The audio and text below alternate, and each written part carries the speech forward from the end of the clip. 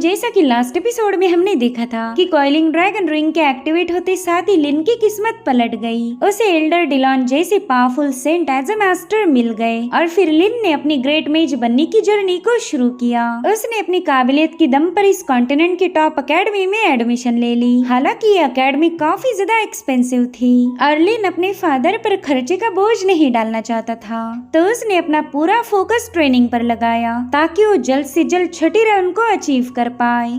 अब आगे तो इस एपिसोड की शुरुआत में हमें अर्नस्ट अकेडमी का सीन दिखाया गया, जहाँ पर आज काफी ज्यादा चहल पहल थी। वहीं पर लिन लियान से पूछने लगा कि क्या तुम अकेडमी के टूर्नामेंट में पार्टिसिपेट नहीं करने वाली, जिस पर लियान ना में जवाब देते हुए कहने लगी कि मुझे इस कॉन्टेस्ट में जरा भी दिलचस्पी नहीं। वह लियान भी सेम लिन की तरह थी, वो इस कॉन्टेस्ट में सहभागी होकर अपना वक्त बर्बाद नहीं करना चाहती। जिसके बाद हमें अरीना का सीन दिखाया जाता है। आज यहीं पर मैजिक टूर्नामेंट की शुरुआत होगी और इस टूर्नामेंट को लिन का सेकंड ब्रदर जॉर्ज ही होस्ट कर रहा था। वो टूर्नामेंट देखने आए सभी टीचर्स और डिसाइपल्स का स्वागत करने लगा। जॉर्ज सबको बता रहा था कि आज यहाँ पर काफी जबरदस्त मुकाबला होने वाला है। सो पहले मुकाबले के लिए जॉर्ज ने अपने ही दोस्त रेनॉल्ड को अरीना में बुला लिया। रेनॉल्ड ने फायर एलिमेंट में महारत हासिल की थी और फिर उसने बड़े ही कुल अंदाज में अरीना में जंप लगा दी। उसके वहाँ आते साथ ही पूरा अरीना उसके नाम से गूंज उठा। दरअसल रेनॉल्ड फायर मैजिक अकेडमी का डिसाइपल था, वहाँ पर उसे एक जीनियस माना जाता था। तो अर्नस्ट अकेडमी में आने के बाद वो बड़ी ही तेजी के साथ फेमस हो गया। सभी लोग कह रहे थे कि इसने तो अर्नस्ट अकेडमी ज्वाइन करने से पहले ही लेवल 1 हासिल कर लिया था,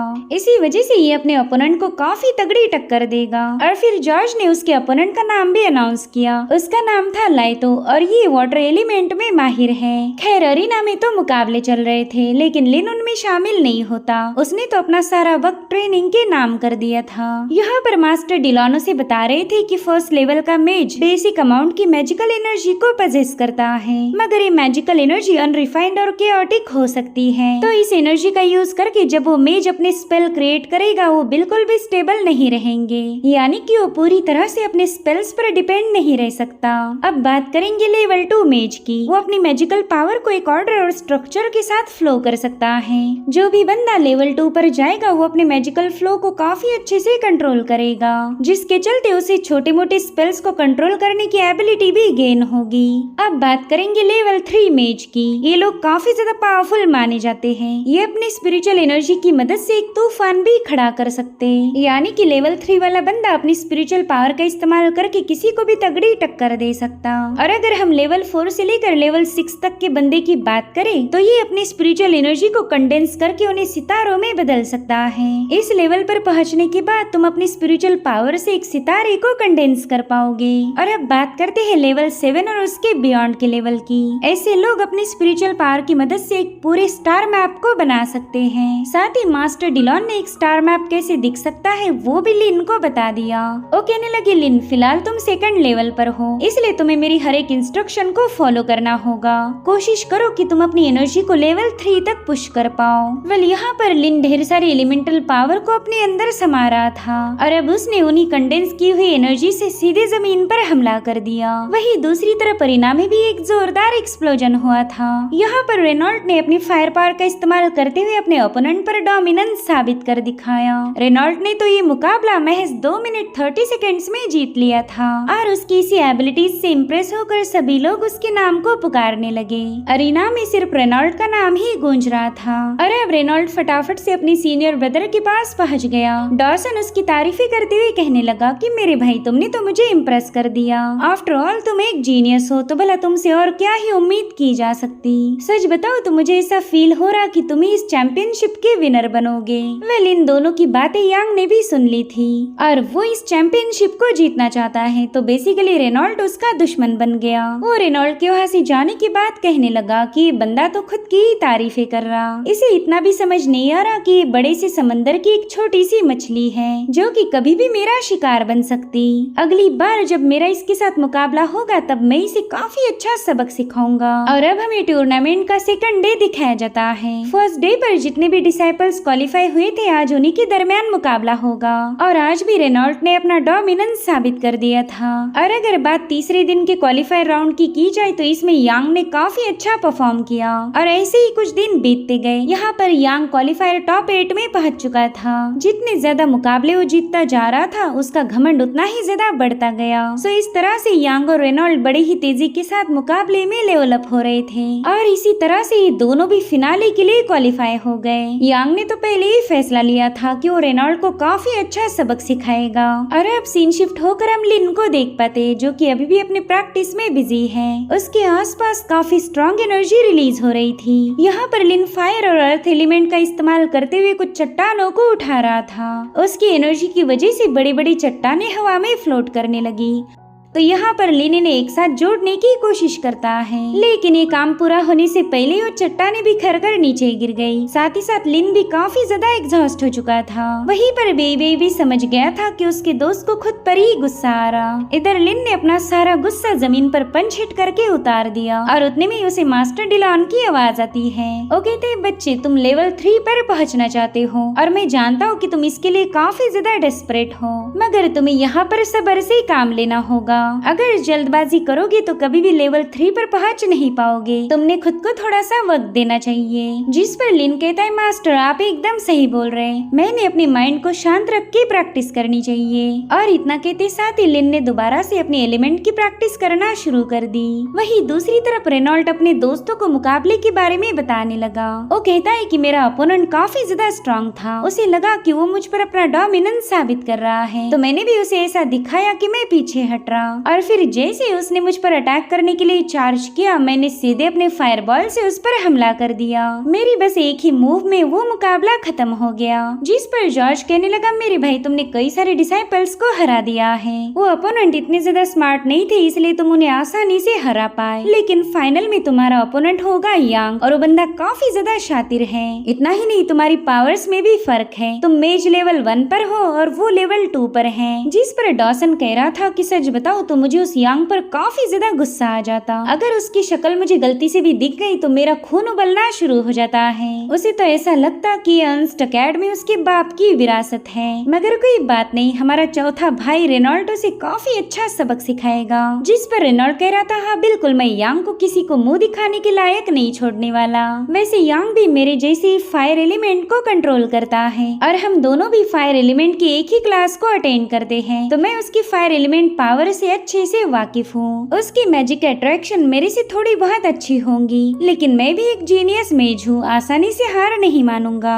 अगर मेरी स्पिरिट एनर्जी की बात की जाए तो उसके मैजिकल स्पेल को क्रश कर देगी। और उतने में लिन एग्जॉस्ट हालत में कमरे में पहुंच गया। अब उसे देखते साथ ही रेनॉल्ट तो काफी ज्यादा एक्साइटेड हो गया। वो कहता है चलो हमारा तीसरा भाई वापिस आ गया। वो कहने लगा मेरे भाई हम तीनों भी तुम्हारे लिए काफी ज्यादा फिक्रमंद हैं। हम नहीं चाहते कि तुम इतनी लगातार मेहनत करो, इससे तो तुम पूरी तरह से एग्जॉस्ट हो जाओगे। तो क्यों ना कल के दिन तुम ब्रेक लो, कोई प्रैक्टिस मत करना। साथ ही डॉसन भी उसे समझा रहा था कि मेरे भाई तुम्हें सब कुछ बैलेंस करना है। लगातार ट्रेनिंग करते रहोगे तो फिर तुम्हारी एनर्जी बिल्कुल रिप्लेनिश नहीं होने वाली। मगर लिन इतना थका हुआ था कि वो सीधे जाकर बिस्तर पर पसर गया। साथ ही वो अपने दोस्तों से कहने लगा कि भाइयों मेरी टेंशन मत लो, मैं तो पूरी तरह से ठीक हूँ। इतना ही नहीं वो नींद की हालत में ही रेनॉल्ट से कह रहा था कि मेरे भाई तुम्हें फाइनल में जीत हासिल करनी होगी। वेल यहाँ पर डॉसन को लिन के लिए काफी ज्यादा बुरा लग रहा था। वो कहता है कि हमारे तीसरे भाई के पास ज्यादा रिसोर्सेस अवेलेबल नहीं है। ऐसी ही कड़ी मेहनत करके उसने लेवल 2 को अचीव किया लेकिन लॉन्ग टर्म में ऐसा करना सही नहीं होगा। मेरे ख्याल से अब हम तीनों ने मिलकर इस पर ध्यान देना चाहिए। वहीं पर लिन एक बार फिर से नींद से जागते हुए कहने लगा कि रेनॉल्ट तुम्हें चैंपियनशिप की ट्रॉफी लेकर ही वापस आना है।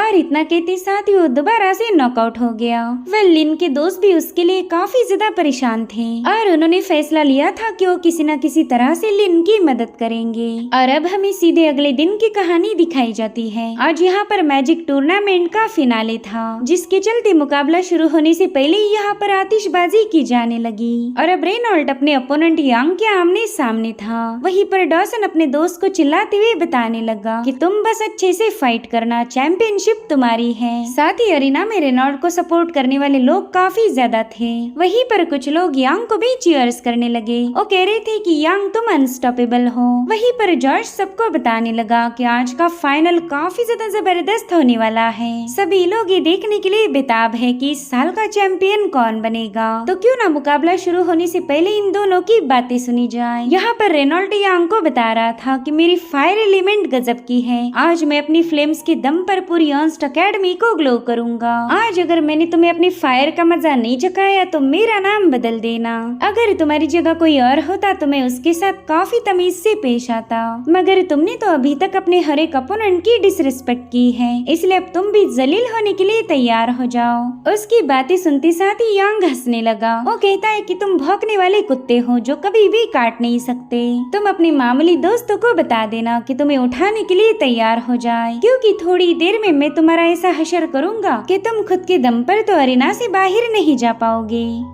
इन दोनों की बातें सुनकर जॉर्ज पब्लिक को बताने लगा कि ये लोग तो एक दूसरे को सबक सिखाने के लिए काफी ज्यादा बेकरार हैं, तो अब मैं भी ज्यादा देर तक इनके सब्र का इम्तिहान नहीं लूंगा। और इतना कहते साथ ही जॉर्ज ने बड़े ही कुल अंदाज में फाइनल की शुरुआत कर दी। वहीं पर यांग और रेनॉल्ट ने भी अपनी अपनी पावर्स को एक्टिवेट कर लिया। इनका मुकाबला शुरू होते साथ ही इन दोनों ने फायर बॉल्स का इस्तेमाल करते हुए एक दूसरे पर हमला कर दिया, जिसके चलते अरीना में काफी जबरदस्त एक्सप्लोजन हुआ था। ये फ्लेम्स इतनी ज्यादा इंटेंस थी कि फर्स्ट रो में बैठी हुई ऑडियंस भी इसकी गर्मी को महसूस कर सकती थी। वहीं पर यांग रेनॉल्ट की तारीफें करते हुए कहने लगा कि अरे वाह बच्चे, तुम तो काफी ज्यादा पावरफुल हो। मुझे तो लगा ही नहीं था कि तुम्हारा फायर बॉल मेरी ताकत को रोक पाएगा। जब से कॉन्टेस्ट की शुरुआत हुई तब से तुमने एक भी मुकाबला नहीं हारा, लेकिन आज तुम्हारा गुड लक यहीं पर खत्म होगा। और इतना कहते साथ ही यांग ने हेवन फायर मीटियोर टेक्निक को एक्टिवेट कर लिया, जिसके चलते पूरे आसमान में खलबली मच गई और अब यांग ने आसमान से फायर बॉल रिलीज करना शुरू कर दिए। यही यांग के फैमिली के रूट्स थे। ये लोग इसी फायर टेक्निक के लिए फेमस है, मगर इतनी सारी फायर बॉल रिलीज करने के बाद भी रेनॉल्ट पर इसका कोई असर नहीं होता। वो बड़ी ही तेजी के साथ यहाँ से वहाँ मूव होते हुए यांग के अटैक को काउंटर कर रहा था। वो कह रहा था यांग तूने तो मुझे काफी अच्छे से एंटरटेन किया, लेकिन अब अटैक करने की बारी मेरी है। चल अब जल्दी से मेरा पंच खाने के लिए तैयार हो जा। और इतना कहते साथ ही रेनॉल्ट ने हवा में छलांग लगा दी। इस मुकाबले का काफी इंटेंस मोमेंट था और इसे देखकर ही डॉसन थोड़ा सा परेशान हो गया, क्योंकि वो समझ गया था कि यांग कोई चालाकी करने वाला है। दरअसल यांग ने ऑलरेडी वहाँ पर एक ट्रैप सेटअप किया था, तो जैसे ही रेनॉल्ट उसके पास आया यांग ने फटाफट से अपने ट्रैप को एक्टिवेट कर लिया, जिसके चलते रेनॉल्ट अब उसमें फंस चुका था। यहाँ पर यांग अपनी स्पेल का इस्तेमाल करते हुए रेनॉल्ट से कहने लगा कि आज मैं तुझे वो पावर शो करूंगा कि तेरी सारी अकड़ निकल जाएगी। और अब यहाँ पर यांग ने मल्टीपल फायरबॉल रिलीज करते हुए रेनॉल्ट पर मुसलसल हमले करना शुरू कर दिए। वो जानता था कि इस मूव के बाद रेनॉल्ट की हार पक्की है। वहीं पर यांग के सपोर्टर्स उसके लिए काफी ज्यादा चीयर्स करने लगे। वहीं पर रेनॉल्ट के दोस्तों को बुरा लग रहा था, क्योंकि यांग ने स्नीक अटैक की मदद से उस पर अपना डोमिनेंस साबित किया था। वहीं दूसरी तरफ रेनॉल्ट पर कई सारे अटैक होने की वजह से उसकी कोर रिएक्ट करने लगी और फिर देखते ही देखते उसकी बॉडी से फायर का एक बहुत बड़ा टोर्नेडो क्रिएट हो गया। दरअसल यांग ने किए हुए मुसलसल हमलों की वजह से रेनॉल्ट ने लेवल अप कर लिया। वो अब सेकंड लेवल पर पहुंच चुका था, जो देखते साथ ही डॉसन तो काफी ज्यादा खुश हो जाता है। वो कह रहा था कि मेरे भाई ने घायल होने की बजाय उल्टा ब्रेक थ्रू कर लिया, मुझे तो इस पर नाज है। ये सब देखकर यांग के चेहरे का रंग तो उड़ चुका था। उसे तो यकीन ही नहीं हो रहा था कि उसने खुद होकर अपने अपोनेंट को ब्रेक थ्रू करने में मदद की है।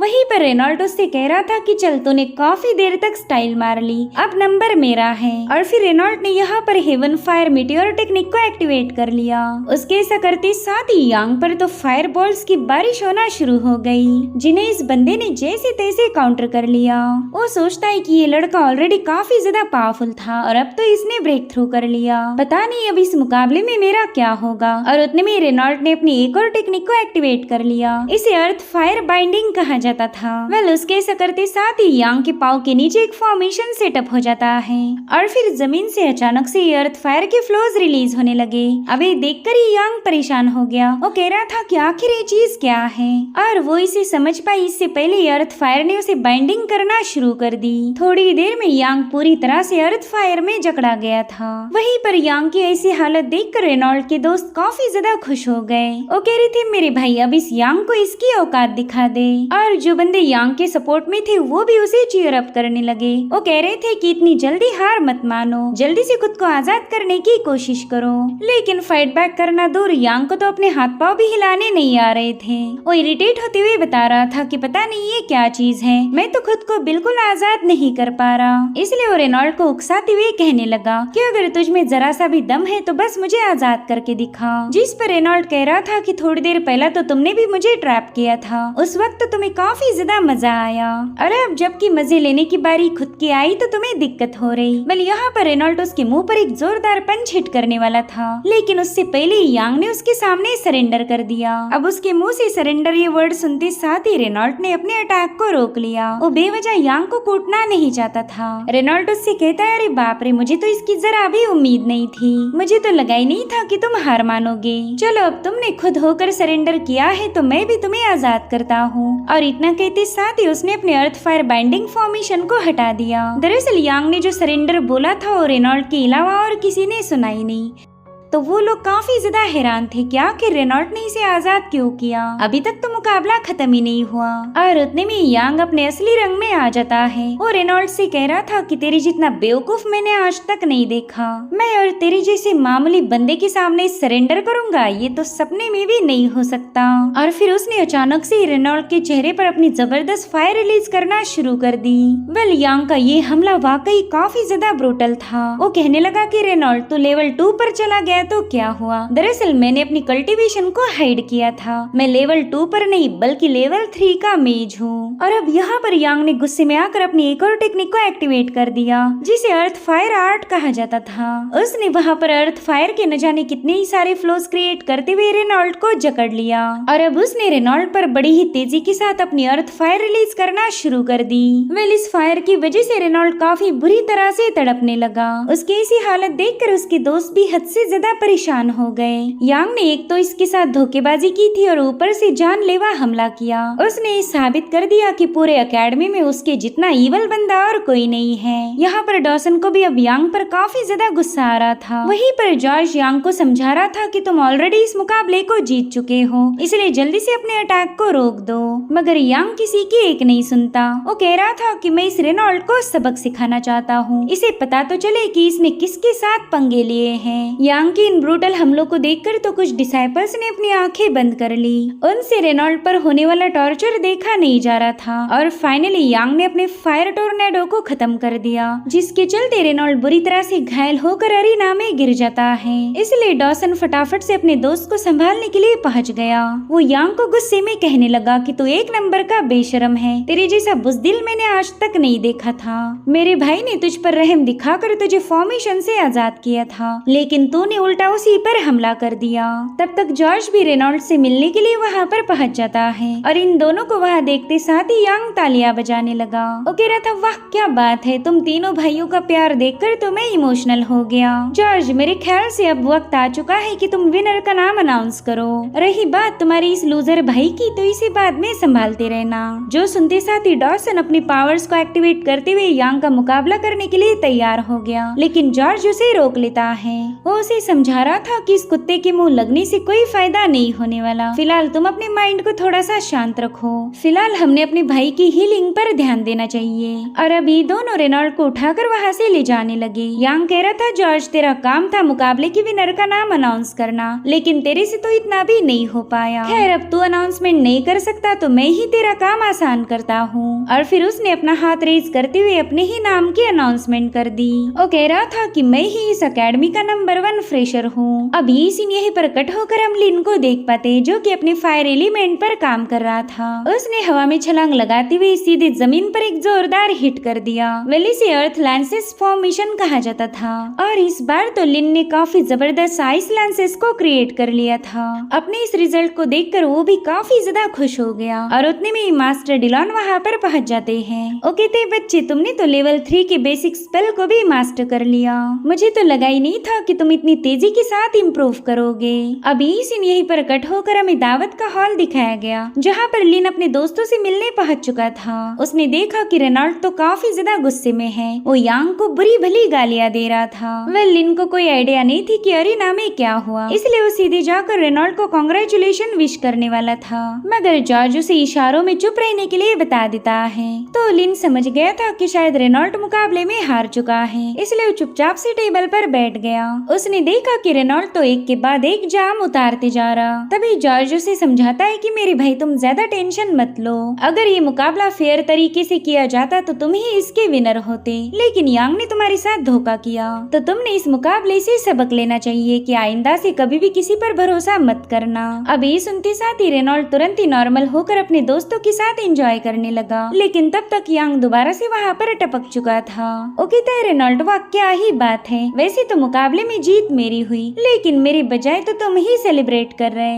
अब उसे वहाँ देखते साथ ही रेनॉल्ड सीधे उसे पीटने वाला था, लेकिन डॉसन तुरंत ही बीच में आ जाता है। वो यांग से कह रहा था कि जल्दी से यहाँ से दफा हो जा, वरना बेवजह कुत्ते जैसा मार खाएगा। तो यांग उससे कह रहा था मेरे भाई तुम थोड़े से ठंडे हो जाओ, मैं यहाँ पर कोई लड़ाई झगड़े करने नहीं आया, बल्कि मैं तो बस मेरे अपोनेंट का हाल चाल पूछने आया हूँ।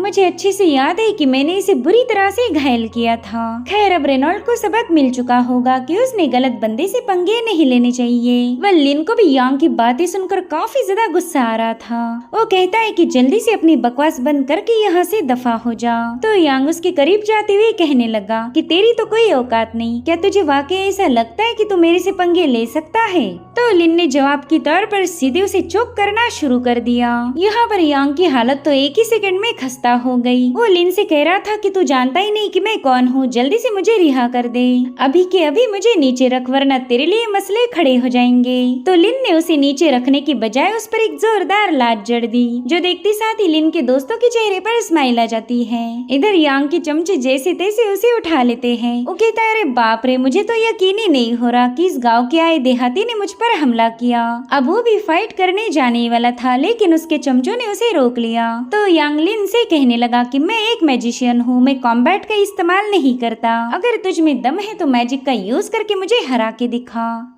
तो लिन ने भी बड़े इक्वल अंदाज में उसके इस चैलेंज को एक्सेप्ट कर लिया। लिन ने तो वैसे भी बचपन से ही मैजिक के साथ साथ कॉम्बैट की भी प्रैक्टिस की थी, इसलिए वो दोनों चीजों में माहिर हैं। वहीं पर रेनॉल्ड लिन को बताने लगा कि मेरे भाई इसके साथ फाइट मत करो, ये ऑलरेडी लेवल 3 पर पहुंच चुका है। मगर यांग चाहता था कि वो लिन के साथ मुकाबला करे, उसे खुद पर पूरा यकीन था। तो कहते लिन क्यों ना हम 100 गोल्ड कॉइन्स की शर्त लगाए, जो जीतेगा उसे 100 गोल्ड कॉइन्स मिल जाएंगे। जो सुनते साथ ही डॉसन जोर जोर से हंसने लगा। वो कहता है क्या कहा तूने, 100 गोल्ड कॉइन्स, दिखा दी ना औकात। दोस्त इतने कम में तो मेरा भाई तेरा मुकाबला नहीं करेगा, अगर तू चाहता है कि मेरा भाई तेरे साथ मुकाबला करे तो तुझे 10,000 गोल्ड कॉइन्स की शर्त लगानी पड़ेगी, जो भी जीतेगा उसे 10,000 गोल्ड कॉइन्स मिल जाएंगे। अब 10,000 का नाम सुनते साथ ही यांग के चमचे थोड़ा सा पीछे हट गए। जो देख डॉसन कहता है अरे इनकी तो इतने में ही फट गई है। तो यांग का चमचा उसे धीरे से बताने लगा कि हम तीनों मिलकर 10,000 गोल्ड कॉइन जोड़ सकते हैं, और वैसे भी ये लिन तो शक्ल से ही लूजर लग रहा, ये पक्का हारेगा और हमें 10,000 गोल्ड कॉइन्स मिलेंगे। वहीं पर डॉसन कह रहा था कि फिर चलो हारने के लिए तैयार हो जाना। इतना कहते साथ ही वो अपने साथियों के साथ वहाँ से निकल पड़ा।